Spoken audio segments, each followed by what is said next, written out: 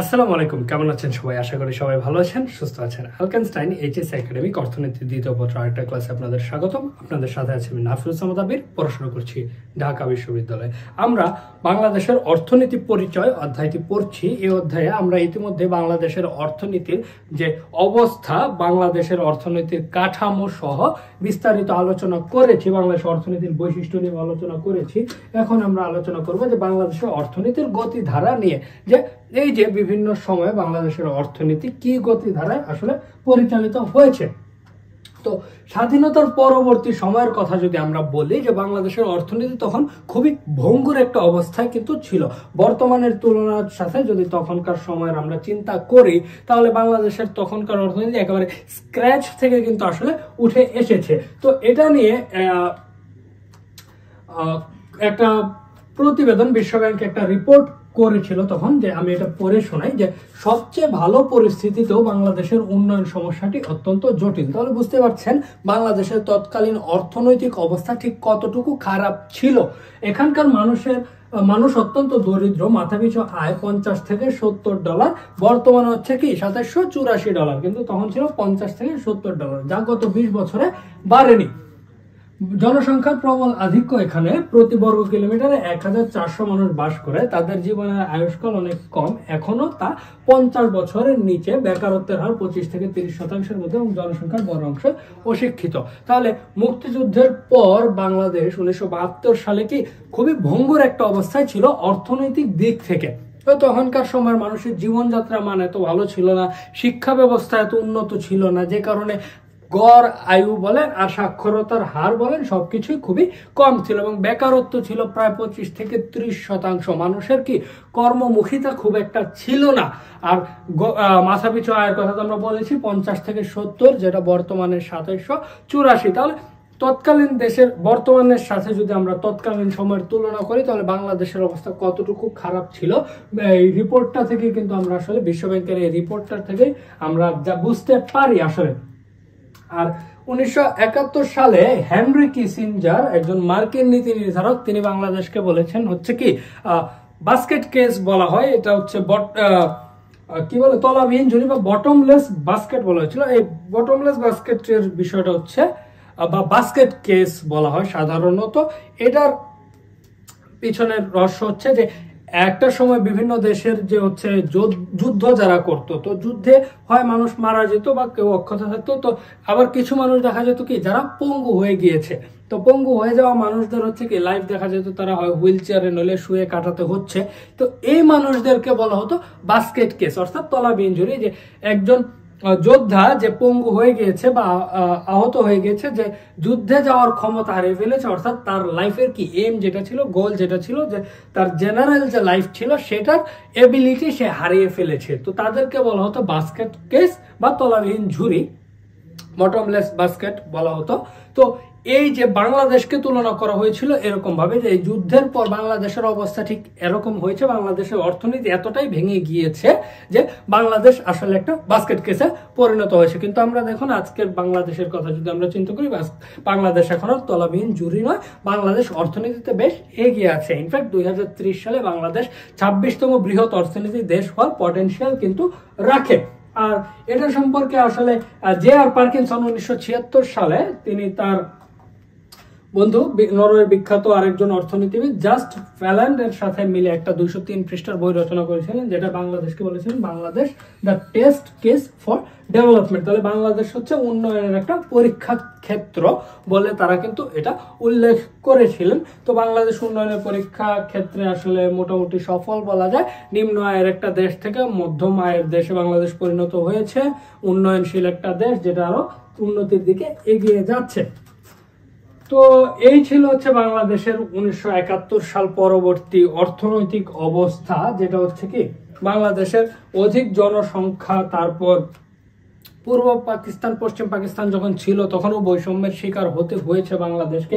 স্বাধীনতার পরেও বাংলাদেশ বেশ দুর্ভিক্ষের মুখোমুখি হয়েছে, বাংলাদেশের অর্থনীতি বেশ ভঙ্গুর অবস্থায় ছিল, সেখান থেকে আসলে বাংলাদেশ কি এগিয়ে এসেছে। তো বাংলাদেশের জনসংখ্যা সম্পর্কে যদি আমরা একটু দেখি, যে বাংলাদেশের জনসংখ্যার কি অবস্থা, যে জনসংখ্যা 1974 সালে বাংলাদেশে ছিল হচ্ছে কি 7.64 কোটি, যেটা 2023 সালে এসে দাঁড়িয়েছে 17.10। বাংলাদেশের জনসংখ্যা, আয়তন কিন্তু একই আছে, 1,47,570, 610, 606 যেটাই বলেন না কেন, আয়তন কিন্তু ওই কনস্ট্যান্টই থেকে আছে, কিন্তু বাংলাদেশের জনসংখ্যার যে তফাৎ সেটা কিন্তু আমরা দেখতে পাচ্ছি। এই বিগত কয়েক বছরে বাংলাদেশের জনসংখ্যা কিন্তু অনেক বেড়েছে, অনেক। আর অর্থের সরবরাহের কথা যদি বলি, যে স্বাধীনতা উত্তর সূচলগ্নে বাংলাদেশে অর্থের সরবরাহ ছিল 546.02 কোটি টাকা, কিন্তু 2024-এর শেষে সেটা হয়, ফেব্রুয়ারি 2024-এ শেষ হয় কি, এটা হচ্ছে একেবারে বড় একটা সংখ্যা, যাই হোক, একক, দশক, শতক, হাজার, অযুত, লক্ষ, নিযুত, তাহলে 19,19,005.6 কোটি টাকা, যেটা হচ্ছে কি বেশ বড় সংখ্যায় বেড়েছে। জনসংখ্যা বৃদ্ধির সাথে সাথে বাংলাদেশের অর্থের সরবরাহ কিন্তু বৃদ্ধি পেয়েছে, এই জিনিসটা কিন্তু আমরা দেখতে পাচ্ছি। এরপর শ্রমশক্তি ও কর্মসংস্থানের ক্ষেত্রে যদি একটু দেখি, 2023 সালের লেবার ফোর্স সার্ভে অনুযায়ী কৃষি খাতে নিয়োজিত শ্রমিকের হার হচ্ছে 45.00% এবং অকৃষি খাতে আছে বাকি 55%। তাহলে বাংলাদেশ কিন্তু একটা কৃষি নির্ভর দেশ, যা 45% আছে কৃষিতে, আর অকৃষি খাত বলতে কিন্তু কৃষি ছাড়া যত খাত আছে সবগুলা বোঝায়, তাহলে সবগুলা মিলে 55, সেখানে শিল্প সেবা দুইটাই কিন্তু আছে।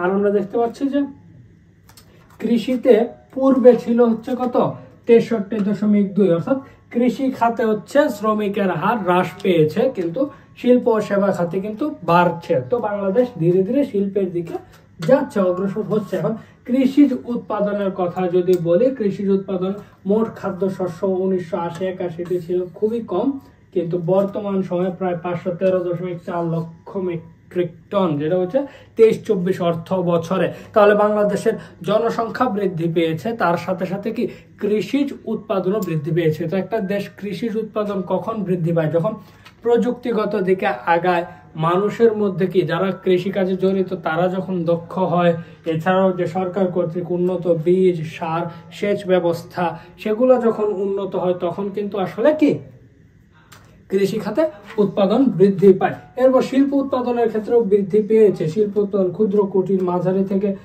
মৃৎ শিল্প তথা হচ্ছে কি মোট শিল্প খাত, যেটা হচ্ছে ম্যানুফ্যাকচারিং খাত আমরা বলে থাকি, সেটার ক্ষেত্রে যদি আমরা একটু দেখি, পূর্বে ছিল 5,411.7, যেটা 1991-92 সালের, খুব বেশি আগেরও ঘটনা না, প্রায় 35 বছর আগের যদি হিসাব করি। 35 বছরে বাংলাদেশে যদি আমরা একটু দেখি,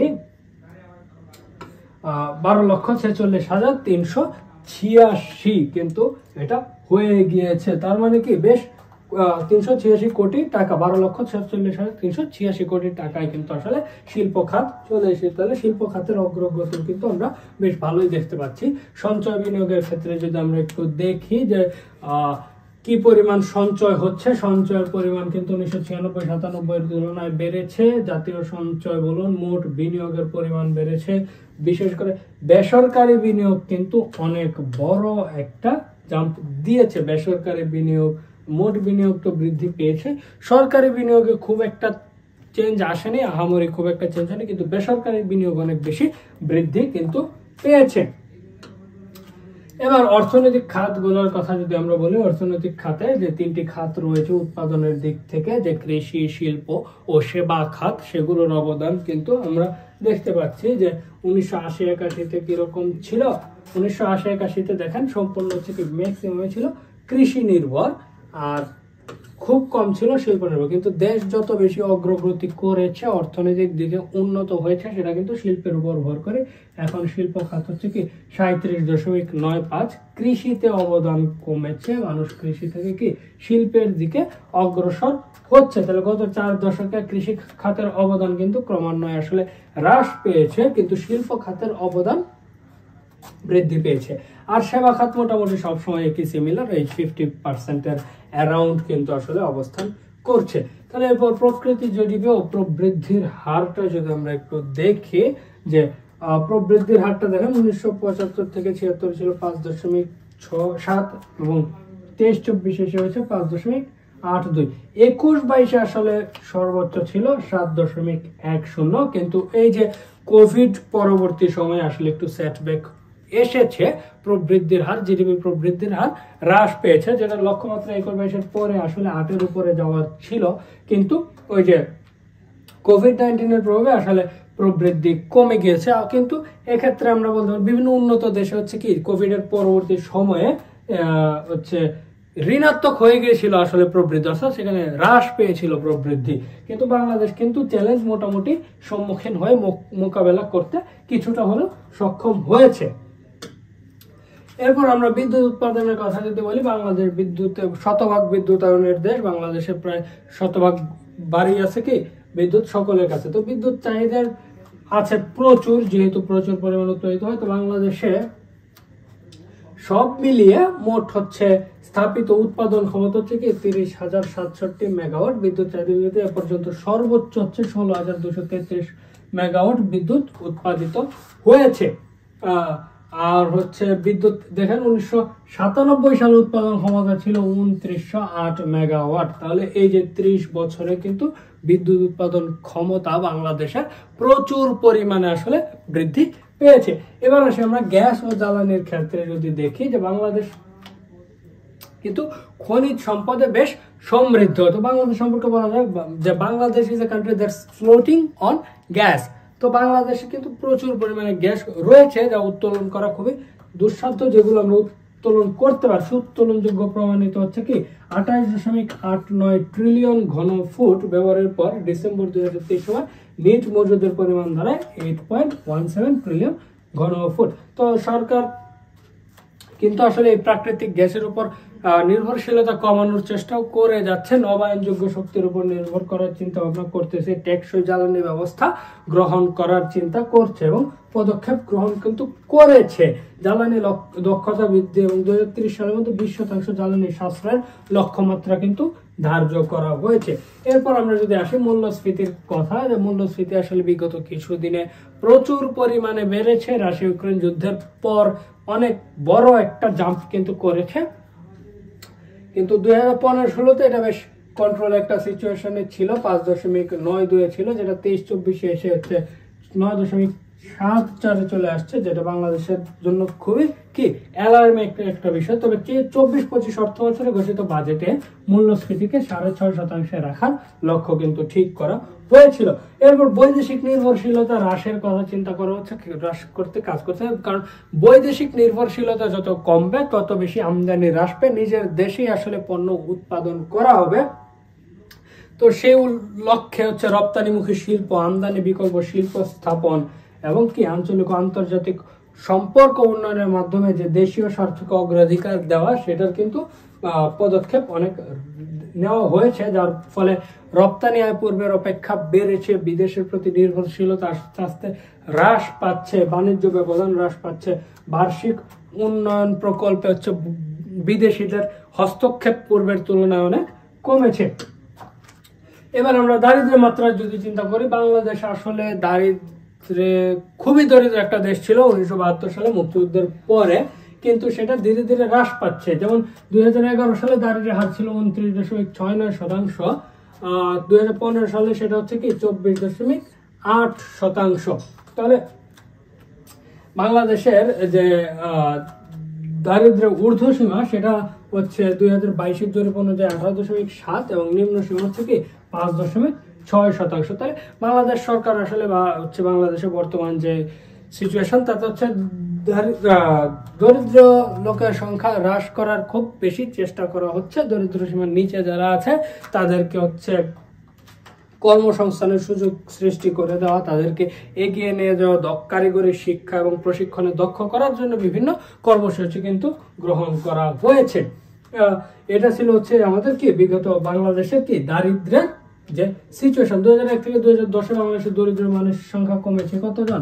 প্রায় 1.5 কোটি মানুষ কমেছে, কিন্তু এর আগে মাত্র 23 লক্ষ কমেছিল হচ্ছে কি 1990 থেকে 2000-এর মধ্যে।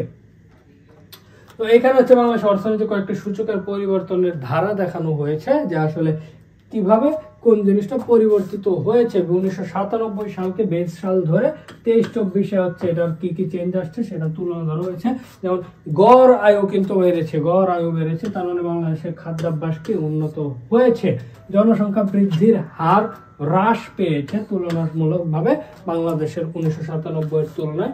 পুরুষ এবং মহিলার ক্ষেত্রে যদি আমরা দেখি, গড় আয়ুর ক্ষেত্রে মহিলারা আসলে একটু বেশি দিন বাঁচতেছে, 73.8 বছর।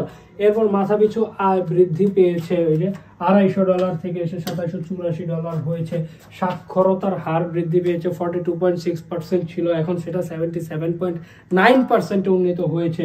এরপর মোট জিডিপি, জাতীয় সঞ্চয় কতটুকু দেখা যায় যে পূর্বের আগে যেটা 14.4 ছিল, এটা বৃদ্ধি পেয়ে এখন হচ্ছে কি মোট বিনিয়োগ হয়েছে 30.9, প্রায় 31%, 31.86% হচ্ছে জাতীয় সঞ্চয় জিডিপি এর। তো রপ্তানি আয়ও কিন্তু বৃদ্ধি পেয়েছে, পূর্বের তুলনায় অনেক বেশি পরিমাণে বৃদ্ধি পেয়েছে। তবে আমদানি ব্যয়ও কিন্তু আমরা দেখতে পাচ্ছি বৃদ্ধি পেয়েছে। তো 23-24 অর্থ বছর পর, এই যে 24-এর জুলাই থেকে মার্চের হিসাবে কিন্তু আমদানিতে হচ্ছে কি রপ্তানি কিন্তু বাংলাদেশের আমদানির তুলনায় কম। তো বাংলাদেশের কি বাণিজ্য ঘাটতি রয়েছে। বাংলাদেশকে এই জন্য কি রপ্তানি মুখী শিল্প বা আমদানি বিকল্প শিল্প স্থাপনে মনোযোগ দিতে হবে। যত বেশি আমদানি হ্রাস করা যাবে কি বাংলাদেশের বাণিজ্য ঘাটতি তত হ্রাস পাবে। আর বাণিজ্য ঘাটতি হ্রাস পাওয়া মানে দেশকে আরো উন্নয়নের দিকে এগিয়ে যাওয়া, রপ্তানির উপর অধিক পরিমাণে ফোকাস করতে হবে।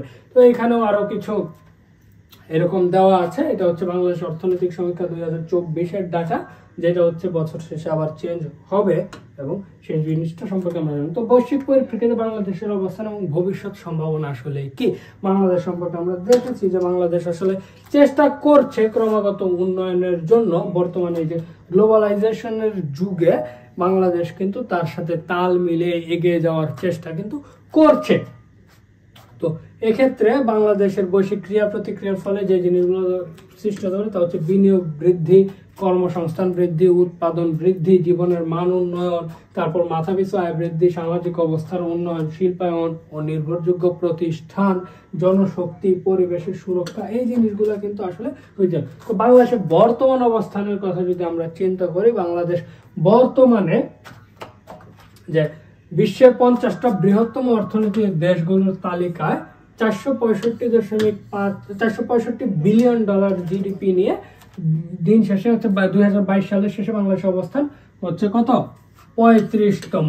আর 2030 সালে আমি এটা আগে বলেছি যে 26তম বৃহৎ অর্থনীতির দেশ পরিণত হওয়ার সম্ভাবনা কিন্তু রয়েছে। বাংলাদেশের তৈরি পোশাক, হোশিয়ারি, হিমায়িত খাদ্য, চিংড়ি, চামড়া, এগুলো বিদেশে রপ্তানি করে কিন্তু প্রচুর বৈদেশিক মুদ্রা অর্জনের সুযোগ কিন্তু রয়েছে। তো আর যুক্তরাষ্ট্র ও হচ্ছে ইউরোপীয় ইউনিয়নভুক্ত দেশসমূহ কিন্তু বাংলাদেশের পোশাক শিল্পের হচ্ছে সবচেয়ে বড় কাস্টমার। বাংলাদেশের যে জিএসপি সুবিধার কারণে 2026 সাল পর্যন্ত এই দেশগুলো হচ্ছে কি বাংলাদেশের পোশাক অনেক বেশি আমদানি করবে এবং বাংলাদেশ রপ্তানি করতে পারবে। এছাড়াও মধ্যপ্রাচ্য সহ বিশ্বের বিভিন্ন দেশে যারা বাংলাদেশে আছে কর্মরত প্রবাসীরা, তারা রেমিটেন্স পাঠিয়ে কিন্তু বাংলাদেশের অর্থনৈতিক চাকাকে সচল রাখছেন। তো এই যে বাংলাদেশের অবস্থা বর্তমানে, জিডিপির প্রবৃদ্ধি যদিও হ্রাস পেয়েছে কোভিড-19 পর থেকে, কিন্তু উন্নত দেশগুলোর তুলনায় কিন্তু বাংলাদেশ বেশ ভালোভাবে আসলে জিডিপি প্রবৃদ্ধিটাকে মেনটেন করেছে।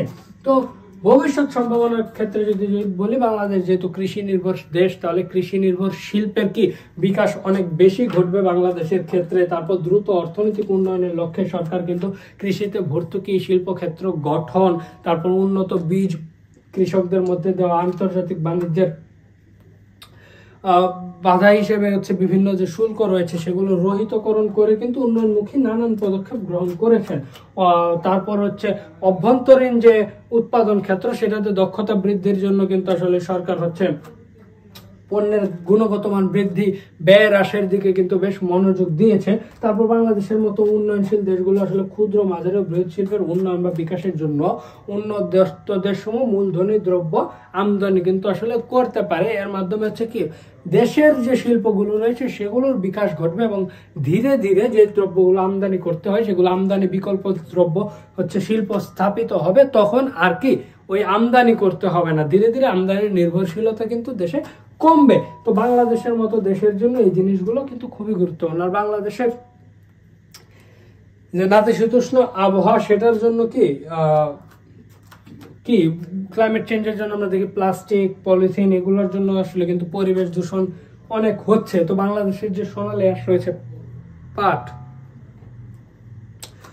ও পাটজাত দ্রব্য উৎপাদন করে কিন্তু আমরা প্লাস্টিকের প্রতি নির্ভরশীলতা হ্রাস করতে পারি, পরিবেশ দূষণকে কমাতে পারি। তো এরকম শ্রমবহুল দেশে বাংলাদেশে যেহেতু তৈরি পোশাকের বিশ্ববাজার অনেক বিস্তৃত এবং সম্ভাবনাময়, তাহলে বাংলাদেশের গার্মেন্টস সেক্টর কিন্তু বেশ সুযোগ একটা রয়েছে। এরপর হচ্ছে কৃষি, শিল্প, শিক্ষাতে আমরা আধুনিক এবং নবায়নযোগ্য টেকনোলজি ব্যবহারের ক্ষেত্রে কিন্তু বাংলাদেশ ফোকাস করতে পারে এবং করছে। আবার বাংলাদেশের যে অদক্ষ বেকার যে রয়েছে প্রায় 26 লক্ষ, তাদেরকে প্রশিক্ষণের মাধ্যমে আত্মকর্মসংস্থান সৃষ্টি করার যে সুযোগ করে দেওয়া, সেগুলো যদি করে দেয় তাহলে বাংলাদেশের ভবিষ্যৎ সম্ভাবনা কিন্তু খুবই উজ্জ্বল।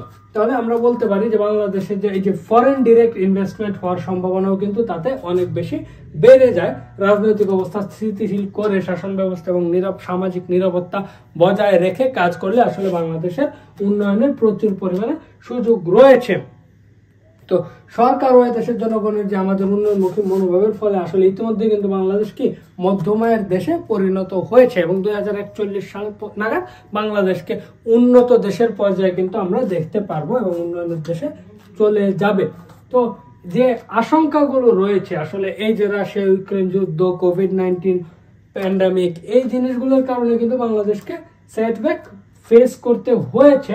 তবে এটার জন্য আমাদের অষ্টম পঞ্চবার্ষিকী পরিকল্পনা, SDG দ্বিতীয় প্রেক্ষিত পরিকল্পনা 21 থেকে 41, ডেল্টা পরিকল্পনা 21, সুনীল অর্থনীতির কৌশল সমূহ বাস্তবায়ন করা বর্তমানে কিন্তু আসলে বেশ একটা চ্যালেঞ্জ হয়ে দিয়েছে। তবে এই জিনিসগুলো একটু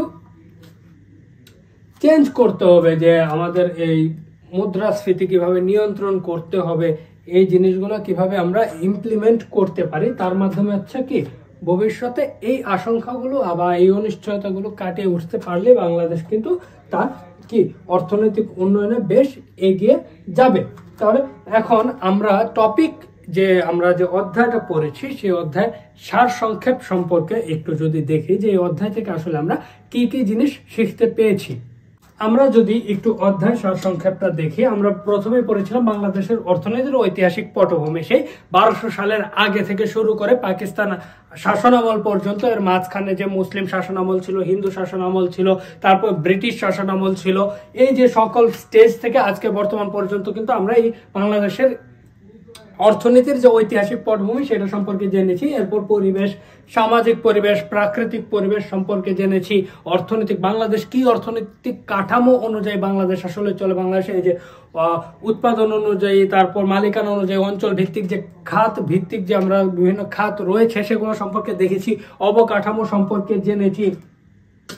এরপর এই অবকাঠামো সম্পর্কে জানার পর আমরা যে জিনিস সম্পর্কে জেনেছি সেগুলো বাংলাদেশের অর্থনীতির যে বৈশিষ্ট্য, অর্থাৎ বাংলাদেশের অর্থনীতি বর্তমান সময়ে বা কিরকম ভাবে আসলে বাংলাদেশের অর্থনীতি গঠিত হয়েছে, বাংলাদেশের অর্থনীতি কি, মূল চালিকা শক্তি কি, কৃষি, শিল্প, সেবা, এই সকল কিছু সম্পর্কে কিন্তু আমরা জেনেছি।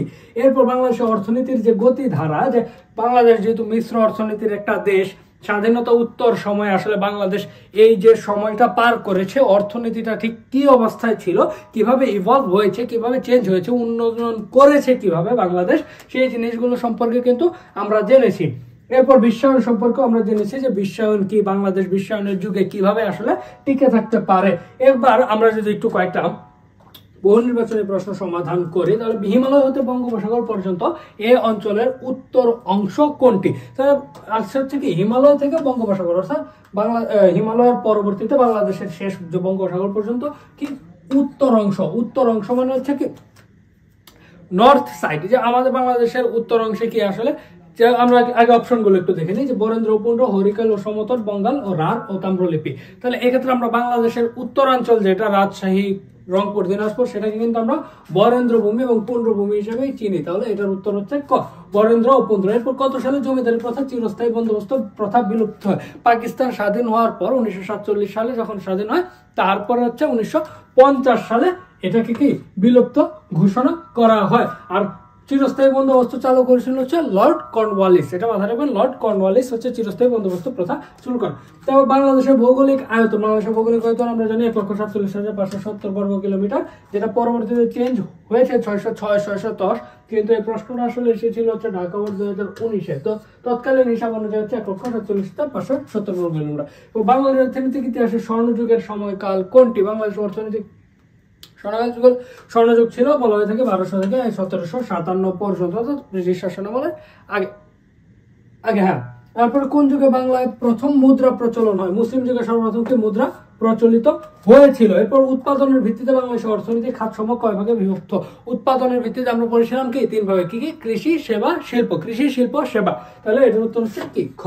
এরপর মুসলিম যুগের অর্থনীতির সময়কাল কোনটি? মুসলিম যুগের অর্থনীতির সময়কাল হচ্ছে কি 1200 সালের আগে ছিল হচ্ছে হিন্দু যুগ, এরপরে মুসলিম যুগ শুরু হয়েছে, যেটা হচ্ছে কি 1200 থেকে দুঃখিত, এটা হচ্ছে 1200 থেকে 1757, 1200 থেকে 1757। তারপর কোন যুগে বাংলায় কৃষি অর্থনীতির প্রাধান্য লক্ষ্য করা যায়? কোন যুগে কৃষি অর্থনীতির প্রাধান্য লক্ষ্য করা যায়? মূলত হচ্ছে কি প্রাচীন যুগের ক্ষেত্রে আসলে কৃষির অর্থনীতির প্রাধান্য ছিল।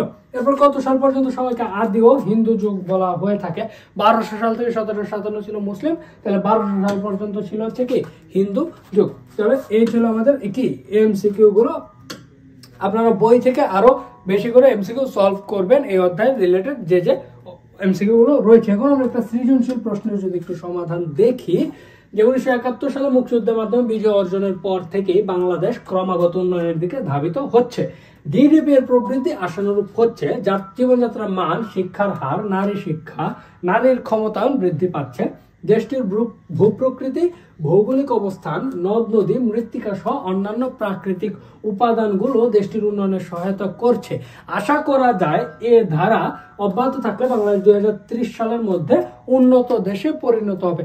আমরা যদিও বইয়ে পড়েছি যে 2041 সাল আর 2030 সালের মধ্যে বাংলাদেশ 26তম বৃহৎ অর্থনীতির দেশ হবে। এই উদ্দীপকে দেওয়া আছে 2030 সালের মধ্যে উন্নত দেশে পরিণত হবে। তো আমরা একটু কোয়েশ্চেন গুলা দেখি। উন্নয়নশীল দেশ বলতে কি বুঝো? উন্নয়নশীল দেশ বলতে আমরা সহজ ভাষায় যেটা বলি, যে দেশের মাথাপিছু আয় অনুন্নত দেশ অপেক্ষা বেশি কিন্তু উন্নত দেশ অপেক্ষা কম, তাদেরকে উন্নয়নশীল দেশ বলা হয়। আবার এভাবে বলা যায় যে দেশের অর্থনৈতিক অবস্থা কিছুটা পিছিয়ে কিন্তু উন্নয়নের যে সূচকগুলো সেগুলোর ইতিবাচক পরিবর্তন ঘটছে, সেগুলোকে উন্নয়নশীল দেশ বলা হয়। এখন অনুন্নত উন্নয়নশীল দেশের মধ্যে দুইটি পার্থক্য। অনুন্নত দেশ হচ্ছে দারিদ্র্যের দুষ্টচক্র বিদ্যমান, মূলধনের ব্যবহার ঠিক মতো হয় না, অবকাঠামোগত যে বৈশিষ্ট্য রয়েছে সেটা অনেক ব্যাকডেটেড, প্রাচীন কৃষি ব্যবস্থা বা প্রাচীন প্রযুক্তি নির্ভর প্রযুক্তির ব্যবহার লক্ষ্য করা যায়। কিন্তু উন্নয়নশীল দেশের ক্ষেত্রে হচ্ছে কি যেহেতু ইতিবাচক পরিবর্তন ঘটছে, তাহলে দারিদ্র্যের দুষ্টচক্র বিলুপ্ত, দারিদ্র্যের দুষ্টচক্র বিদ্যমান নেই, মূলধন গঠনে কিছুটা এগিয়ে আছে, এরকম কিছু বৈশিষ্ট্য যেগুলো অনুন্নত এবং উন্নয়নশীল দেশকে আলাদা করে, মৌলিক যে বৈশিষ্ট্যগুলো সেগুলো যদি আপনারা তুলে দেন তাহলে কিন্তু হয়ে যাবে। এরপর বাংলাদেশ উন্নয়নশীল দেশ কিনা? উদ্দীপকের আলোকে ব্যাখ্যা করো বাংলাদেশ উন্নয়নশীল দেশ কিনা। বাংলাদেশের জীবনযাত্রার মান উন্নত হচ্ছে, শিক্ষার হার উন্নত হচ্ছে, নারী শিক্ষা, নারীর ক্ষমতা বৃদ্ধি পাচ্ছে। এগুলাকে কিন্তু আমরা কি সম্পূর্ণরূপে কি উন্নত বলছি না, তাহলে বৃদ্ধি পাওয়া অবস্থায় আছে। তারপর দেশটির ভূপ্রকৃতি, ভৌগোলিক অবস্থান এতে কি সহায়তা করছে, যে প্রাকৃতিক উপাদানগুলো উন্নয়নের দিকে সহায়তা করছে। তাহলে বাংলাদেশ যেহেতু উন্নয়ন করছে, তাহলে সে অনুন্নত দেশ অবশ্যই না। এবং যেহেতু মাথাপিছু আয় $2784, যেটা হচ্ছে কি উন্নত দেশের পর্যায়ে যায়নি, তাহলে বাংলাদেশ উন্নয়নশীল দেশ। তাহলে উদ্দীপকের যে টপিক গুলা বা যেগুলো দেওয়া আছে, যে জীবনযাত্রা মান, শিক্ষার হার, নারী শিক্ষা, এগুলো উল্লেখ করে বাংলাদেশের এই ক্ষেত্রে কি কি উন্নয়ন করছে সেটা তুলে ধরে কিন্তু বাংলাদেশকে উন্নয়নশীল দেশ দেখাতে পারি আমরা খুব সহজে। এই জিনিসটা তুলে ধরলে এটার আনসার চলে আসবে। উদ্দীপকে উল্লেখিত উপাদানগুলো উন্নয়নে কিভাবে ভূমিকা রাখছে। এখন আমরা তো দেখাচ্ছি যে উন্নয়ন হচ্ছে, এই টপিক, এই জিনিসগুলো বাড়ছে। এখন কিভাবে এই জিনিসগুলো বাড়লে আসলে উন্নয়ন হয় সেটা আমাদের ব্যাখ্যা করতে হবে। কেন জীবনযাত্রার মান বৃদ্ধি মানে হচ্ছে উন্নয়নের লক্ষণ। শিক্ষার হার বৃদ্ধি কেন উন্নয়নের পিছনে দায়ী। নারী শিক্ষা কিভাবে উন্নয়নের পিছনে দায়ী। নারীর ক্ষমতায়ন কিভাবে উন্নয়নের পিছনে দায়ী। এই জিনিসগুলো যদি আমরা একটু তুলে ধরি, যে জীবনযাত্রার মান বাড়া মানে হচ্ছে কি মাথাপিছু আয় বৃদ্ধি পাওয়া, গড় আয় বৃদ্ধি পাওয়া, গড় আয়ু বৃদ্ধি পাওয়া। তার মানে হচ্ছে কি মানুষের খাদ্য নিরাপত্তা নিশ্চিত হচ্ছে, খাদ্যের অভাব, খাদ্য গ্রহণের ক্ষমতা বাড়ছে, মানুষের কি ক্রয় ক্ষমতা বাড়ছে, শিক্ষার হার যত বেশি হবে, মানুষ তত বেশি সচেতন হবে, তত বেশি কর্মক্ষম হবে, আত্মকর্মসংস্থানের সুযোগ সৃষ্টি হবে, মানুষ উদ্যোক্তা হবে, এরকম উন্নত চাকরি করবে। এই সব জিনিসগুলোই কিন্তু আমরা আসলে তুলব। নারীর শিক্ষা কিন্তু খুব গুরুত্বপূর্ণ একটা বিষয়।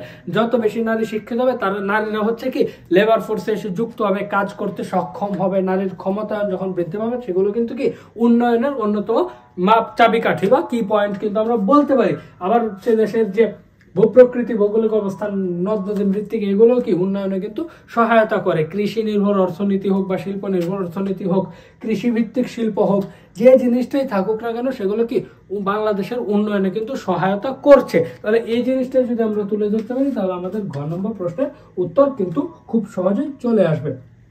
তাহলে এই ছিল আমাদের অর্থনীতির দ্বিতীয় পত্রের প্রথম অধ্যায়, বাংলাদেশের অর্থনীতি পরিচয় সম্পর্কে বিস্তারিত আলোচনা। আশা করছি সবাই এটা ভালো করে বুঝতে পেরেছেন এবং ভালোভাবে পড়বেন। সবাই ভালো থাকবেন, সুস্থ থাকবেন। ধন্যবাদ।